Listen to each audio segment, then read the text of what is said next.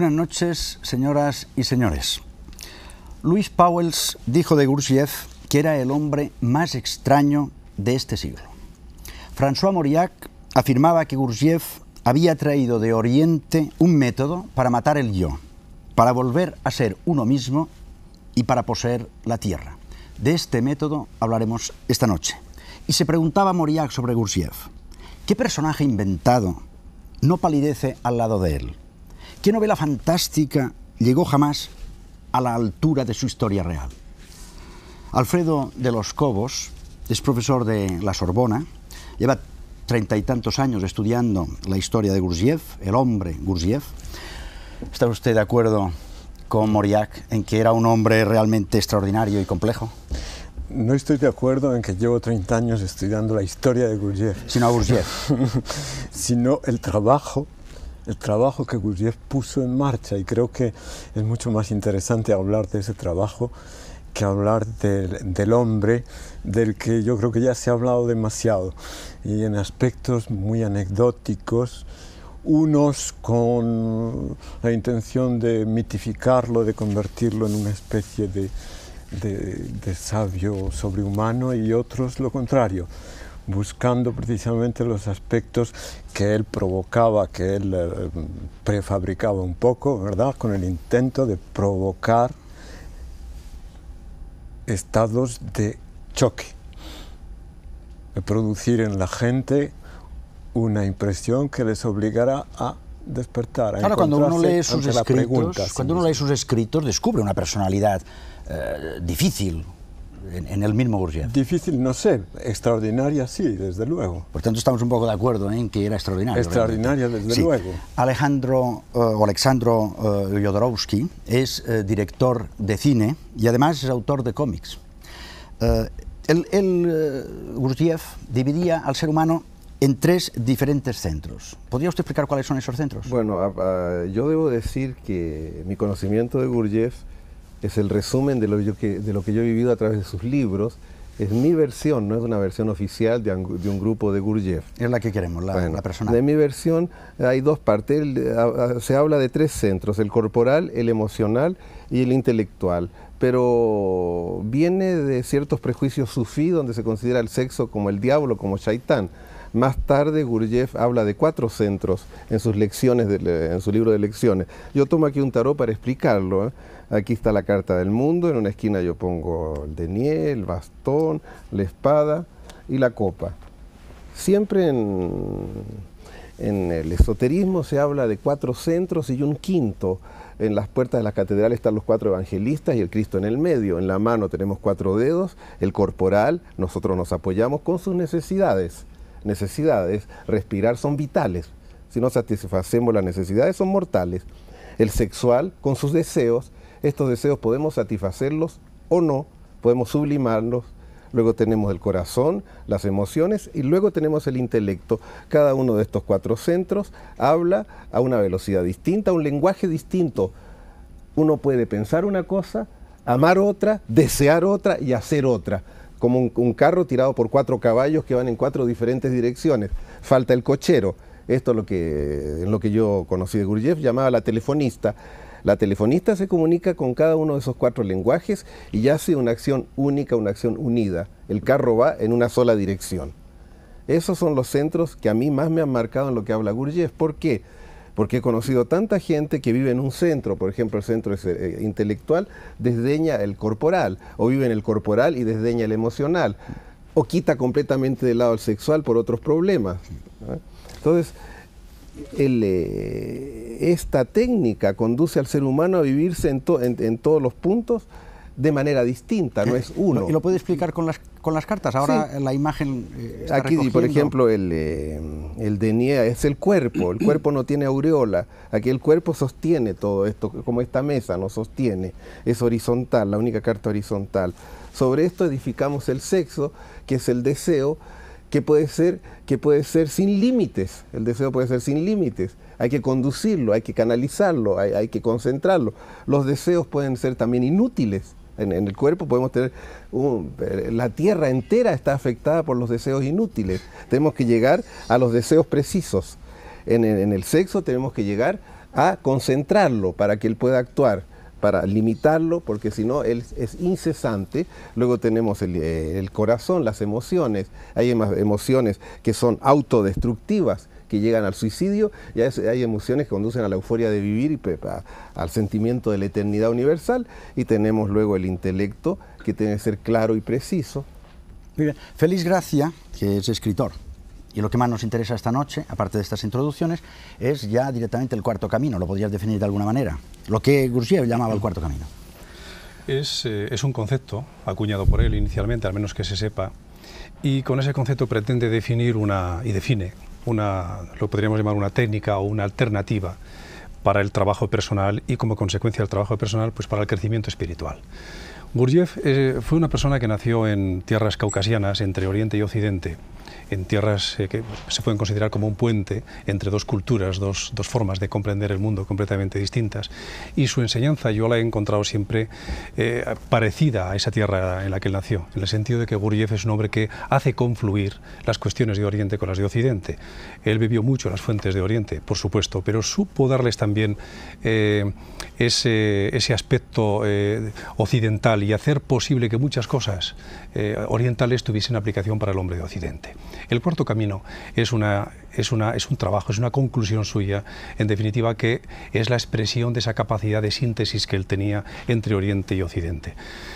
Él agrupaba a las personas, atendiendo a diferentes patrones de conducta, agrupaba a la gente que se dedica al trabajo personal en busca de parcelas de conciencia más elevadas o niveles de conciencia más amplios. Los agrupaba en diferentes niveles o en diferentes categorías. En una categoría, en un nivel, estaban aquellas personas que trabajaban sobre su cuerpo inicialmente. Tomaban el cuerpo como laboratorio, como banco de pruebas, y someten al cuerpo a privaciones, a disciplinas durísimas. Y ese es un camino. Es el primero de los caminos. Y es el camino... Ya hablaremos. Vamos al cuarto. Esto ya ese es el primero. Bueno, sí. Ese es el del fakir. Sí, sí, pero el cuarto. El cuarto es la síntesis de los tres. Es la síntesis del camino del fakir, del monje y del yogi. Es decir, es la posibilidad de encontrar la síntesis de los tres, la forma de conseguir hacer trabajar los tres centros de conciencia que tiene el ser humano, como explicaba Alejandro hace un momento, ya que cada uno de los tres caminos prototípicos solamente permiten el trabajo de uno de los centros, mientras que el cuarto camino permite el trabajo de los cuatro. El escenario del cuarto camino es la vida ordinaria, la vida común, la vida de cada uno. No hay que convertirse en monje, ni en fakir, ni en yogi, simplemente seguir siendo lo que uno es. Eso sí, con otro nivel de conciencia, con otros ojos en la cara o con otra forma de ver. Te decía que no hablásemos del primero, segundo y tercero, porque de esto vamos a hablar ahora. Muy bien. Los caminos que conducen a la inmortalidad son largos, difíciles y penosos. Sin embargo, dice Gurdjieff, los caminos o métodos son los únicos capaces de asegurar el desarrollo de las posibilidades ocultas del hombre. Son estrictos y estrechos, pero nada se puede alcanzar sin ellos. Gurdjieff los divide en tres categorías: el camino del fakir, el camino del monje y el camino del yogi. El camino del fakir es el de la lucha con el cuerpo físico. Se esfuerza en desarrollar la voluntad física, el dominio sobre el cuerpo. El camino del fakir es el del sufrimiento basado en ejercicios terriblemente penosos. Con ellos consigue acrecentar la voluntad física, aunque no las emocionales e intelectuales. No existen escuelas de fakires en el camino de estos hombres. No hay un maestro en el verdadero sentido de la palabra, es decir, el maestro no enseña, sirve solo de ejemplo. El alumno se limita a imitar al maestro. El camino del monje se centra en los sacrificios y en los sentimientos religiosos. También este camino es largo y duro. A menudo puede pasar muchos años en dura lucha consigo mismo, con el fin de imponer la voluntad sobre las emociones. Sin embargo, en muchos casos, según Gurdjieff, su cuerpo físico y sus capacidades intelectuales pueden quedar sin desarrollar si no las ejercita. El camino del yogi es el del conocimiento. Para ser capaz de lograrlo, será necesario que ejercite el dominio de su cuerpo, de sus emociones y de su mente. Tanto el fakir como el monje o el yogi con frecuencia son incapaces de lograr un triunfo total sobre todas las dificultades ya que a menudo se detienen al llegar a un cierto grado de desarrollo. Además de estos tres caminos que pueden ser difíciles para la mayoría, señala Gurdjieff un cuarto camino. La diferencia fundamental entre los tres caminos mencionados y el cuarto estriba en que los tres primeros están unidos a formas permanentes que han subsistido, apenas sin cambiar, en el curso de la historia. En cambio, el cuarto camino difiere de los anteriores en que no tiene forma determinada y no está sujeto a ninguna institución. El cuarto camino es la síntesis de los tres anteriores. Adentrarse en él es convertirse en el fakir, el monje y el yogi a la vez. El cuarto camino puede desarrollarse, ejercitarse o seguirse en la vida ordinaria de cada uno.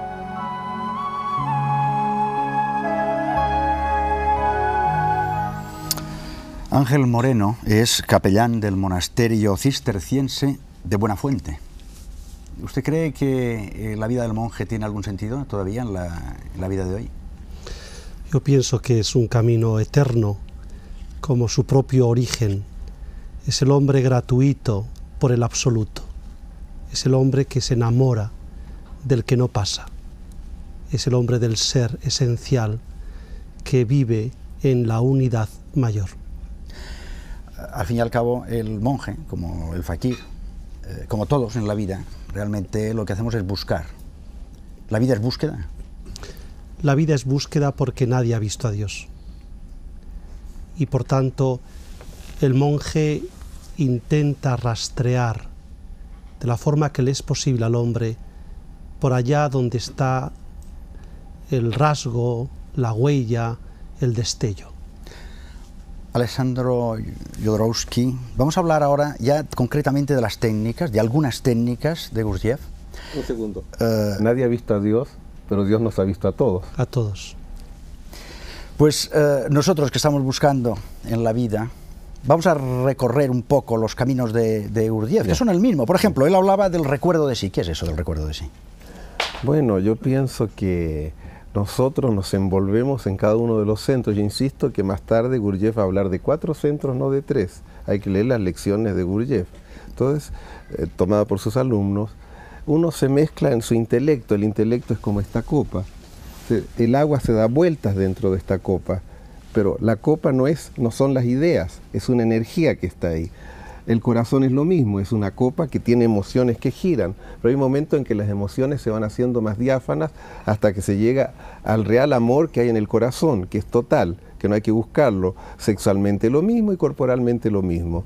Entonces, uno se mezcla en estos pequeños egos.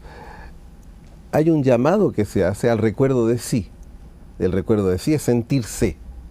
Mientras más me siento, más soy. Si me siento totalmente, es el momento en que soy. Y el método que él llamaba del stop, por ejemplo. Gurdjieff decía stop y la gente se detenía a decir en lo que estuvieran. Yo estoy mezclado aquí en una emisión de tele y de pronto que stop. ¿Qué estoy haciendo aquí? Veámonos. Con mi vida, mi muerte, mi edad, las personas que están delante de mí. ¿Qué es esto? ¿Qué es hacer emisiones sobre Gurdjieff? ¿Qué significa esto? Paremos esto. Quieto. Cierro la mente. Ni una palabra más.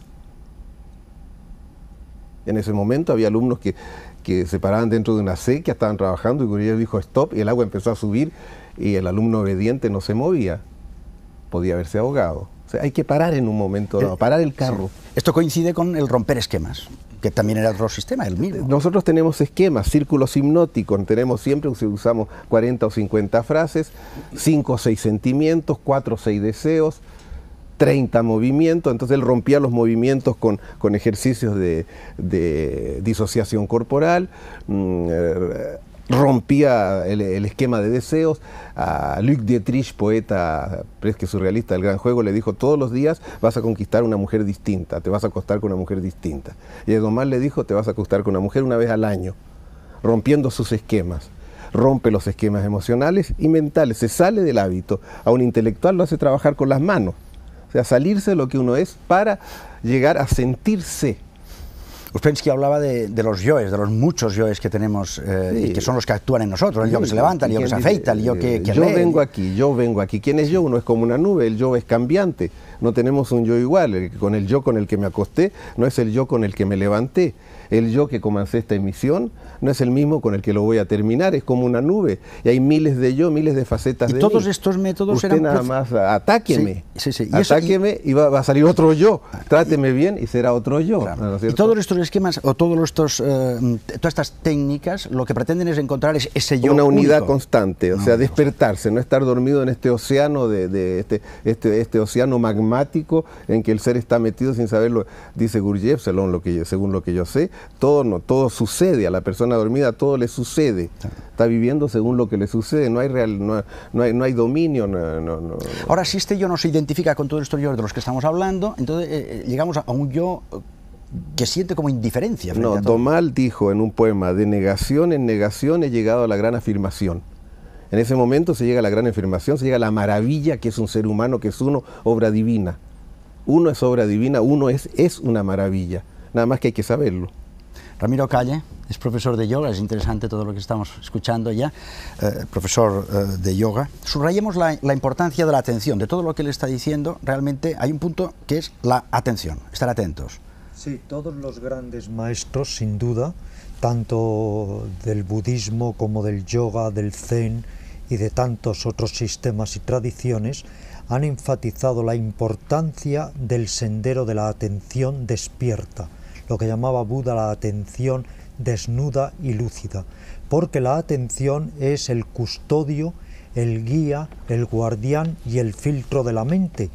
Y Buda decía, declaro que la atención es todopoderosa en cualquier circunstancia y situación, porque la atención nos ayuda a ver más allá de las apariencias, desencadena la visión clara y penetrativa, la atención nos permite estar conscientes y autoconscientes y tiene una enorme capacidad transformadora.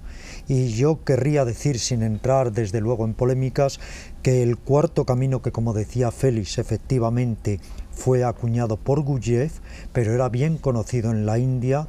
En el Bhagavad Gita, por ejemplo, se invita al yoga de la vida cotidiana. Y el karma yoga, ¿qué es? El karma yoga es el estar consciente y autoconsciente en cualquier situación o momento. Sí, sí. Alfredo de los Cobos, como siempre, tanto en la India como en todas las técnicas, lo que se pretende es el despertar. ¿Qué sentido tiene ese despertar? Precisamente, oyendo todo lo que se está diciendo aquí, y en particular lo que acaba de decir Ramiro Calle sobre la atención,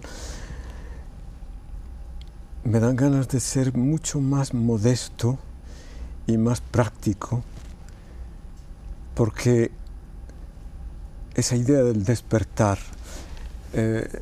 se convierte fácilmente en un sueño más. Buda era el despierto, ¿verdad? Buda significa el despierto. Y vemos esto como una cosa, una adquisición definitiva, lejana, superior, que no está al alcance de cualquiera, y entre tanto seguimos durmiendo. Pero el que siente que sigue durmiendo y tiene ganas de despertar, no sueña con Buda, busca en su atención. Y cuando te oía decir, permite la autoconciencia, la atención permite la autoconciencia por un instante y vuelve a caer. Y solo un trabajo, por eso el cuarto camino es un trabajo, solo un trabajo de muchos años puede fortalecer, enriquecer, flexibilizar la atención de manera que se pueda llegar a una relativa continuidad de esa atención. Si no, estamos constantemente volviendo a caer en el sueño, sin darnos cuenta, porque seguimos hablando de todas las técnicas y las teorías y el cuarto camino, todo está muy claro, pero estamos ya soñando. Pues dejemos de soñar y repasemos el cuarto camino. ¿En qué consiste el cuarto camino del que hablaba Gurdjieff? Por lo general se cree que la espiritualidad solo se alcanza realizando actos extraordinarios, tales como la renuncia a los bienes materiales, retirándose a un convento o dedicando la vida a los más necesitados. No resulta fácil asumir que a través de nuestros actos ordinarios se puede hallar el camino definitivo. El cuarto camino no está hecho de heroicidades ni de cosas extraordinarias. Es el más próximo, el más familiar para el ser humano, y a pesar de todo resulta difícil reconocer que en la vida diaria se puede encontrar la inmortalidad. Su práctica conduce al hombre a convertirse en fakir, en monje y en yogi. En realidad el cuarto camino, dice Gurdjieff, es la síntesis de los otros tres. Cuando alguien percibe en medio de su rutina diaria que hay algo que le atrae hacia un estado de superación personal, inicia para alcanzarlo no un camino, sino varios, y ninguno fácil. El cuarto camino representa una lucha permanente en la búsqueda del verdadero yo. Vivirlo, experimentarlo, supone encontrar sentido a la propia existencia, enfrentarse a los infinitos yoes que tiene el ser humano, haciéndole creer que es todos ellos. Para alcanzar el cuarto camino, es necesario morir cada día para volver a nacer a lo que realmente somos, a nuestra verdadera esencia. Decía Gurdjieff, el paso de un nivel de ser a otro estaba señalado por ceremonias de presentación de naturaleza especial, las iniciaciones. Pero ningún rito puede suponer un cambio de ser. Los sistemas y las escuelas pueden indicar los métodos y los caminos, pero ningún sistema, ninguna escuela puede hacer por un hombre su trabajo. El crecimiento interior, un cambio de ser, depende enteramente de su propio esfuerzo.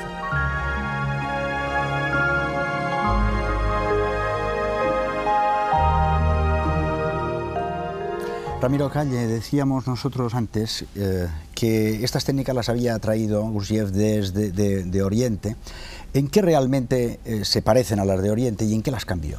Bueno, él de alguna forma las adaptó en su época al hombre occidental, y él fue un poco como el pasaje, el ojo de buey de las técnicas y sabidurías y caminos tradicionales de Oriente, pasándolos a Occidente. Pero sabemos que la India es la patria no solo del yoga, sino de la más refinada mística, y que todos los grandes cerebros, o muchos de los grandes cerebros, han viajado a la India a buscar en su sabiduría y en su legado cultural y místico. El mismo Uspensky viajó a la India, y Hermann Hesse, y Jung, y Fritjof Capra, Timothy Leary, en fin, legión verdaderamente de cerebros, ¿no? Y lo que tratamos de alguna manera es de poner al día o adaptar, entre comillas, todos estos conocimientos tradicionales para el hombre de hoy. Pero yo querría significar que ese conocimiento, como dice Huxley, es perenne, y que lo que podemos variar es el método de enseñanza o la interpretación, pero la esencia nuclear siempre es la misma.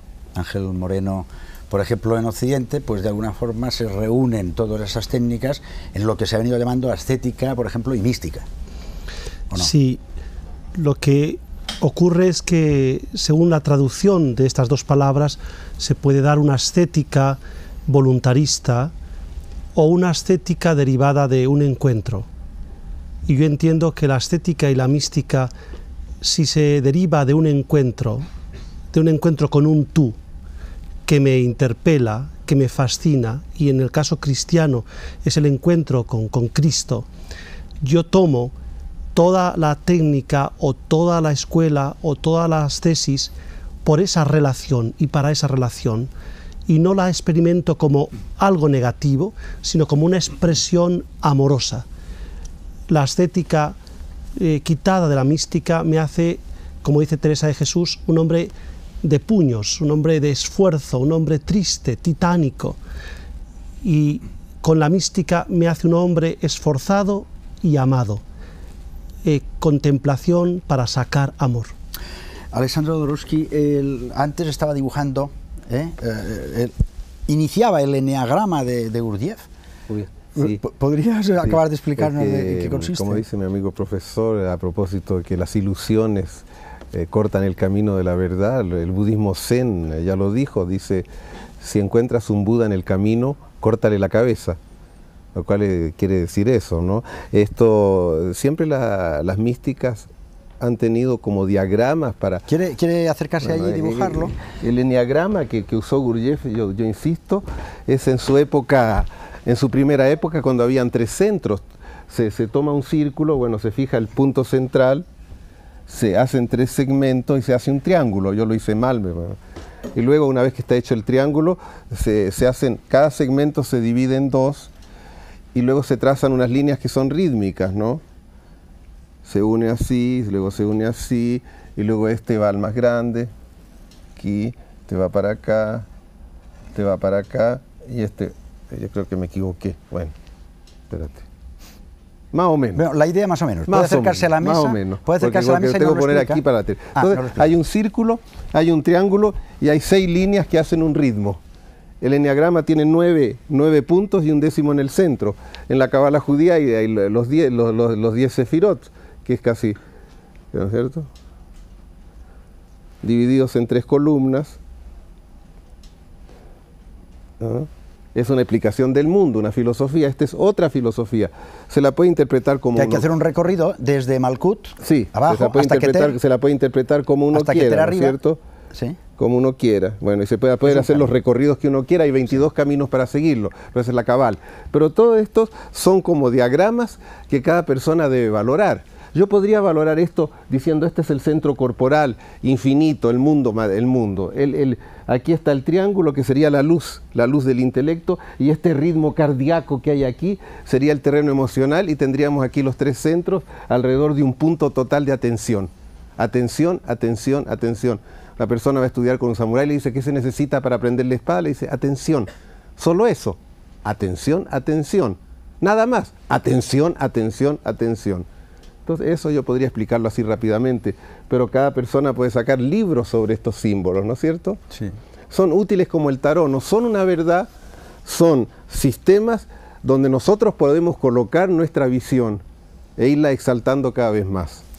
Alfredo de los Cobos, habría que añadir al enneagrama los números. Sí. Porque se trata de 1, 4, 2, 8, 5, 7, es decir, la fracción periódica pura resultante de la división de 1 por 7.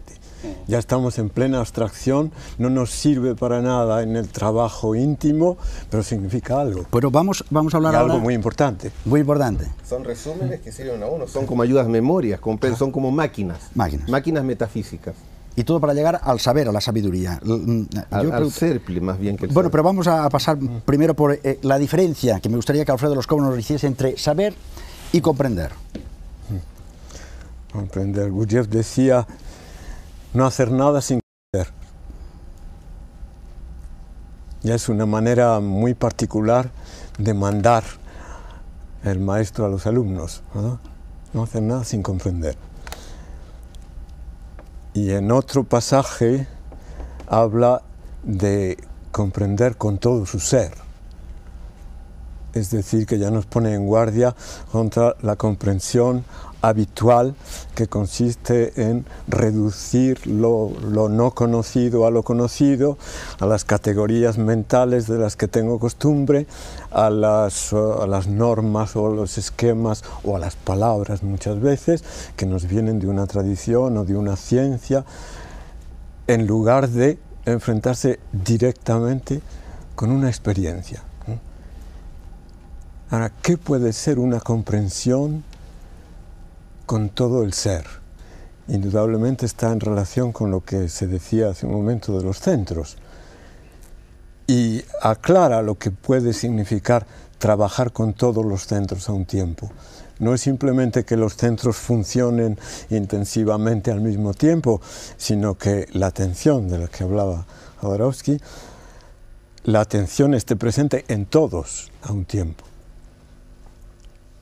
Estar en el centro intelectual, en el centro emocional, en el cuerpo e incluso en el sexo, aunque habría que hablar mucho de eso porque el sexo se infiltra en todas partes, ¿no? Pero con la atención. Y eso es precisamente lo difícil, lo más difícil, mantener una atención despierta como la lamparita que va alumbrándolo todo. La realidad es que se nos escapa constantemente y el que empieza a trabajar cree que va a progresar muy rápidamente y muy fácilmente y va a llegar a tener una atención continua y permanente y sólida, y se da cuenta de que es mucho más difícil de lo que creía, que la atención se escurre por todos los lados, que se deja llevar, que se deja identificar. Este es otro término típico de Gurdjieff, ¿verdad? Identificar, es decir, pegarse a las cosas, a lo que me atrae, a lo que me desagrada, a lo que me interesa, de tal manera que ya no soy más que eso, ya no estoy presente a mí, estoy completamente, unidimensionalmente enfocado hacia eso que me interesa o que me da miedo o que me apetece. Sí. De modo que la comprensión, solo como la atención, como decíamos antes, la atención dura lo que pueda durar una atención de cierta calidad, y hay momentos de comprensión evidente y después se vuelve otra vez a caer en la penumbra. Sí. Y lo extraordinario es que los mecanismos están muy bien preparados para que siga la ilusión de que sigo comprendiendo, porque en las formas mentales ha quedado la huella, ha quedado registrada esa comprensión. Ah, sí, he tenido un momento de comprensión, luego ya comprendo. Y se descubre precisamente cuando vuelve otro momento de despertar que no, que estaba durmiendo otra vez. Sí.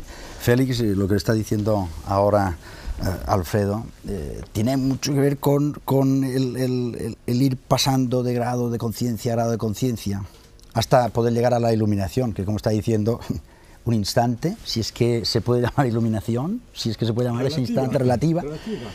Pero evidentemente estamos hablando de un camino, el cuarto camino, que puede llegar a esa iluminación y puede llevar por grados de conciencia cada vez superiores. Yo sinceramente, Francisco, no creo que el cuarto camino conduzca hasta la iluminación, hasta lo que llamamos o entendemos por iluminación. Ni el cuarto camino, pienso, ni ninguna otra técnica que se base fundamentalmente en el trabajo personal. Porque la propia creencia de que con el trabajo personal, con el esfuerzo, uno puede alcanzar esa dimensión de lo divino, pues no deja de ser una petulancia, no deja de ser una arrogancia, que es una condición egoica. Por lo tanto, si uno llega a la conclusión de que gracias a haber trabajado duramente a lo largo de toda su vida en el cuarto camino, está ya en un estadio de iluminación perfecto, esa persona lo que ha hecho ha sido caer en la trampa del ego y no se ha movido de donde estaba. Yo creo que la esencia del cuarto camino, bien comprendida, si realmente el trabajo es fructífero, si se sabe hacer, si se sabe llevar, y eso es muy difícil porque es muy duro, tiene que permitir al trabajador del cuarto camino, en un momento determinado, reconocer humildemente que él es incapaz, por sus propios medios, de alcanzar la iluminación, a pesar de todo el esfuerzo que haga, porque eso siempre será un procedimiento hartamente recurrente del ego que te enreda en la madeja y no te deja de salir de él. Si el individuo es el trabajador del cuarto camino, en un instante determinado reconoce que él es incapaz de alcanzar la iluminación, entonces él ha aprovechado perfectamente todas las enseñanzas del cuarto camino, y a partir de ese instante reconocerá que para conseguir la iluminación solo hay un procedimiento, y es pedirlo al Espíritu Santo, porque al que pide se le da. Eso sí, es necesario llegar a ese punto en el que uno es capaz de reconocer la necesidad, la conveniencia, la oportunidad y la suficiencia de pedir. Y si tú pides pan, no te darán piedras. No, te darán pan. Es que en ese momento sabrás lo que pides. Mientras tanto no lo sabes, y pedimos muchas veces cosas que no se nos conceden porque no nos corresponde, porque no pedimos lo que nos corresponde. Eso es lo difícil, decía él. ¿Qué querías decir? Entonces, a ver, ¿qué decías? ¿Por qué es difícil? Es esto. Exactamente eso, que lo difícil es cómo pedir. Es decir, ¿en qué estado estoy cuando pido? Y la mayor parte del tiempo es evidente que aún después de muchos años el estado no tiene la transparencia que corresponde a esa iluminación con la que soñamos. Claro, Otra vez estamos soñando. Y entonces lo que pides, aunque sea esa iluminación, en el fondo es la iluminación lo que se está pidiendo, nunca llega. Pero no llega porque en el fondo no lo estamos pidiendo. El ego aparenta, te hace creer, te hace pensar que estás pidiéndolo, pero no es así. Alejandro. Pero en el cuarto camino no se pide nada. Sí, por favor. Alejandro. Cuando hablamos de iluminación, ¿de qué hablamos? Porque como no la conocemos, ¿cómo la pedimos? Es decir, ahí está la ilusión. La iluminación no existe porque es un concepto inventado, es un invento, un constructo. ¿A qué se llega a través de este camino? Cuando uno deja de lado el constructo, es decir, el término ese que uno inventa, uno está iluminado porque la esencia del ser es la iluminación. ¿Sabe? Estamos todos iluminados. No podemos decir que no seamos la casa de Dios. Somos todos divinos. Entonces no hay que hacer nada en un momento dado. El ego debe aprender a no hacer nada, vaciarse. ¿Ah? Estamos todos iluminados, pero no lo sabemos. Pero no lo sabemos. Entonces hay que aceptarlo, tranquilo, dejar de lado, pero tampoco es abandonar la búsqueda. No abandonamos la búsqueda. Gurdjieff, además, era compositor, compuso música, interpreta Alan Kremski.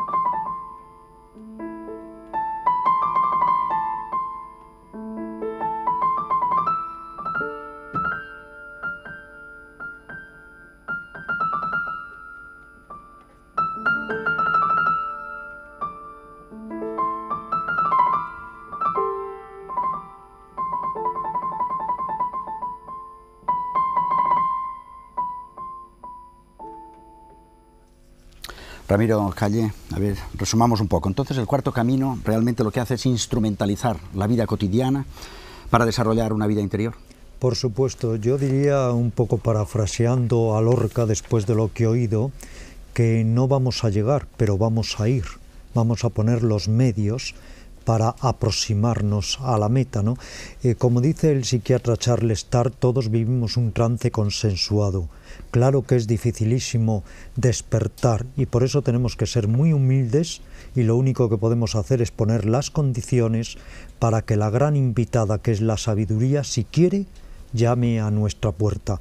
Pero la vida es el maestro, la vida la podemos instrumentalizar y la podemos convertir en un maestro de paciencia, de sabiduría, de resistencia interior, de ecuanimidad y de conocimiento. Todas las circunstancias y todas las situaciones, aun las más adversas, tenemos que darles la bienvenida para instrumentalizarlas en este crecimiento interior. Buda, volviendo a él, decía, si solo 7 días pudiéramos estar atentos, nos liberaríamos. Esto demuestra hasta qué punto estamos en ese trance consensuado. Pero evidentemente hay que estar atentos, es el vigilantes, porque puede llegar el momento y te puede encontrar dormido. Por supuesto, lo que dicen los maestros indios, que hay que tratar de mantener la actitud contemplativa aún en la acción, o sea, una actitud meditativa, descubrir la profundidad de una caricia, el aroma de una flor, el comunicarnos plenamente con una persona, poniéndonos a la escucha de esa persona, de alguna forma entrenar la atención, porque la atención es como una gema que nos dan en bruto y que nosotros podemos pulir y abrillantar, pero desde luego hay que estar en el intento. Ya decía Ouspensky que la búsqueda, este rastrear por lo menos, es lo que da el gran significado a la existencia. Alfredo de los Juegos, por sus intervenciones ya he visto que nos lo pone muy difícil, pero la pregunta yo que quería hacerle es esta. ¿El cuarto camino del que estamos hablando es posible para el hombre de hoy? Eso sí que sería fácil decir, puesto que existe, es que es posible. Puesto que hay miles de personas que se interesan por esto, es que es posible. Pero, en fin, el criterio me parece de poca calidad. Creo que es mucho más importante que el hecho de que se interese la gente por ello, que al fin y al cabo se interesa por otras muchas cosas que no lo merecen. Es un criterio mucho más serio. ¿Por qué interesa a la gente? Cuando un trabajo, algo que cuesta, que es difícil, que requiere esfuerzos continuados y de cierta calidad, atrae a la gente, es porque hay algo serio ahí. Ahora, por otra parte, se plantea la cuestión de la continuidad de ese trabajo. Incluso se ha planteado más de una vez la de la legitimidad, ¿verdad? Una vez que el maestro ya no está, los discípulos ya no tienen la misma calidad humana y la enseñanza pierde su fuerza o su eficacia.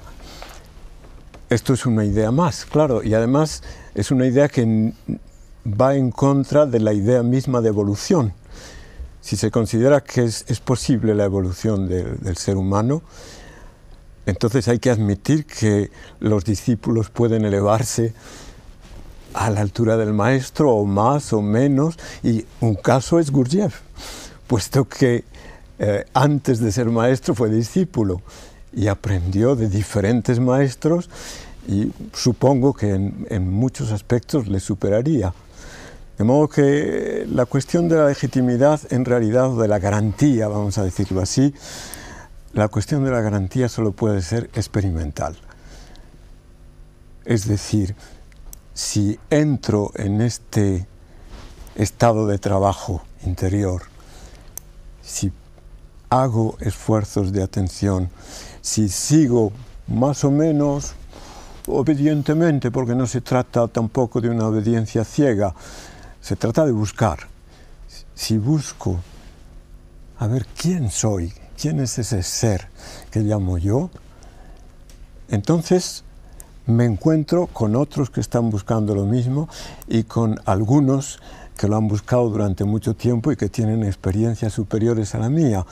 Entonces puede haber un verdadero intercambio sin trampa, porque lo difícil es evitar la trampa que nos tiende constantemente el intelecto o las trampas de la ilusión, simplemente. Sí, sí, porque estamos buscando, nos encontramos los telespectadores y nosotros todos los sábados en la tabla redonda. Gurdjieff, por cierto, dividía a los seres humanos en 7 clases o en 7 categorías. Es curioso. Vamos a verlo. George Ivanovich Gurdjieff, esoterista ruso, creador del llamado sistema del Cuarto Camino. Nació en Rusia en 1877 y murió en París el 29 de octubre de 1949. Fundó en 1922 el Instituto para el Desarrollo Armonioso del Hombre. Elaboró una doctrina filosófico-científica que mezclaba las tradiciones esotéricas orientales con las occidentales. Fue un personaje controvertido, cuyas ideas dejó reflejadas al final de su vida en varios libros. Según las teorías desarrolladas por Gurdjieff, el ser humano se divide en 7 categorías. A las 3 primeras pertenece la humanidad mecánica. Predomina en ellos el yo físico, emocional o intelectual. En cambio, los hombres pertenecientes a las categorías 4ª, 5ª, 6ª y 7ª han logrado encontrarse a sí mismos a través de la negación del yo. Los hombres pertenecientes a estas categorías son los iniciados, aquellos que han logrado despojarse de su yo egoísta para alcanzar el yo superior, la humildad. Decía Gurdjieff que cada hombre nace como hombre número 1, número 2 y número 3. A estas 3 primeras categorías pertenece la mayor parte de la humanidad. Solo se accede a las superiores como consecuencia de esfuerzos muy definidos. En el hombre número 1 predominan el instinto y el movimiento sobre el sentimiento y el pensamiento. Su religión está hecha de formas exteriores, de ritos, de sacrificios, que unas veces, dice Gurdjieff, pueden ser brillantes, magníficas, y otras, por el contrario, salvajes y crueles. En el hombre número 2 predominan los sentimientos y las emociones. Practica la religión de la fe, del amor y de la adoración, aunque en ocasiones esa adoración se transforma en una religión de persecución inquisitorial y de exterminio. El hombre número 3 es el hombre racional, el intelectual que parte siempre de consideraciones mentales. Su religión se basa en razonamientos, interpretaciones y deducciones lógicas. Solo los que han sido iniciados, los que se han interesado por adquirir, a través de un trabajo largo y difícil, una conciencia objetiva que les permite ver las cosas tal como son, pertenecen a la cuarta categoría. Sin embargo, su saber no es permanente, todavía puede retroceder a las categorías inferiores. Excepcionalmente, alguien sin una cultura o preparación especial puede pasar de la primera categoría a la quinta, es decir, de ser un hombre común a ser un iniciado. Gurdjieff coloca en la categoría número 5 al hombre que todo lo que sabe, lo sabe con todo su ser.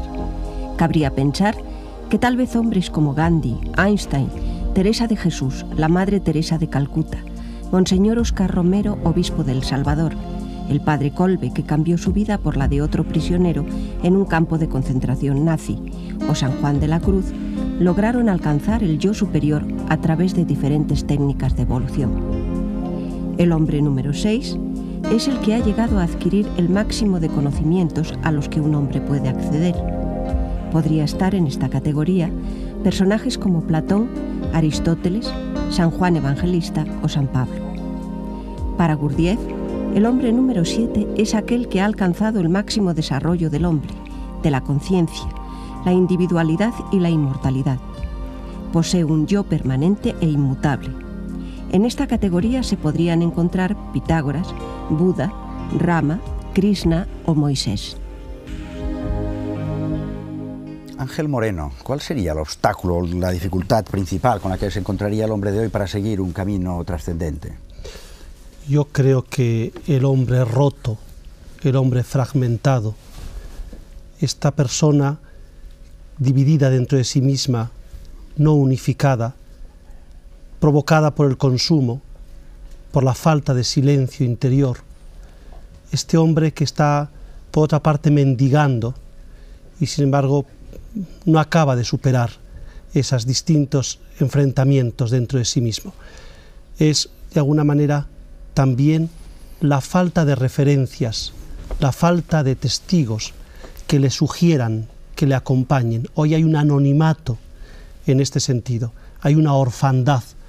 Por eso, cuando se ofrece algo en este nivel que estamos hablando, se percibe que se adhieren, se aferran, se abren, porque no sé qué pudor nos envuelve, que no se pronuncia la vida interior. Feliz Gracia, y para aceptar esa vida interior, ¿qué dureza hay que adquirir? ¿Es demasiado duro, realmente? El cuarto camino. ¿Y vivir en la vida interior? Yo creo que sí. El cuarto camino es especialmente un camino duro por lo complejo que es y porque además no te permite escapar. Es decir, si estás no tienes excusas, porque en cualquier caso estás inmerso en la vida ordinaria y por lo tanto la única excusa es el decir no lo acepto. Pero fuera de esa no hay otra. Y es realmente duro, es realmente difícil aceptar aquello. Decíamos al principio que el cuarto camino, el escenario del cuarto camino es la vida ordinaria, la vida de cada uno. Y si es así, tiene que ser porque existe una relación entre el entorno, la vida de cada uno y uno mismo. Y eso es cierto, existe esa relación. No hay diferencia entre el mundo de fuera y el mundo de dentro. El mundo exterior es el reflejo, es la proyección del mundo interno, pero la dificultad está en que nosotros no somos capaces de reconocer aquello. Tú sabes que Jung establecía una clara diferencia entre lo que era la parte consciente conocida de nosotros mismos y la parte inconsciente, que es la que aglutina la mayor parte de nuestras cualidades. Y ese inconsciente, todas las cosas que están incluidas, todas las aptitudes, todas las cualidades nuestras que están en el inconsciente, se comportan según él mismo como una especie de imán que atrae del exterior algo parecido o idéntico a ellas mismas. De manera que el que, siendo violento, lo reprime, porque no está bien visto ser violento en nuestra sociedad, entonces se encuentra con que en su vida aparecen situaciones de violencia o personajes violentos. La dificultad estriba en reconocer uno que ese personaje violento es una proyección, o no el personaje, sino la circunstancia que crea, que es una proyección de sí mismo, es decir, que los demás son pantallas donde nos podemos ver. Y reconocer esto realmente es muy duro y muy difícil. Y puede haber, entre otras dificultades, una oposición. Una persona dentro de la familia se encuentra con que todo el mundo se opone, por ejemplo, a ese camino que uno debe llevar, el cuarto camino, por ejemplo.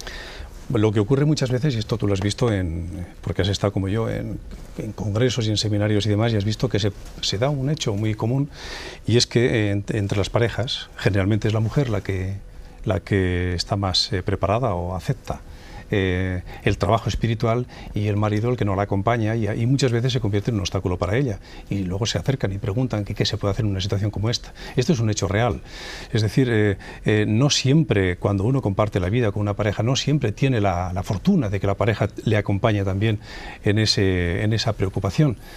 Lo que pasa que tampoco hay, creo, respuestas definitivas ante qué es lo que se puede hacer en una situación como esa, porque habría que distinguir... Convertir el obstáculo en camino. Exactamente, habría que saber si aquello es un obstáculo simplemente o es un impedimento. Sí.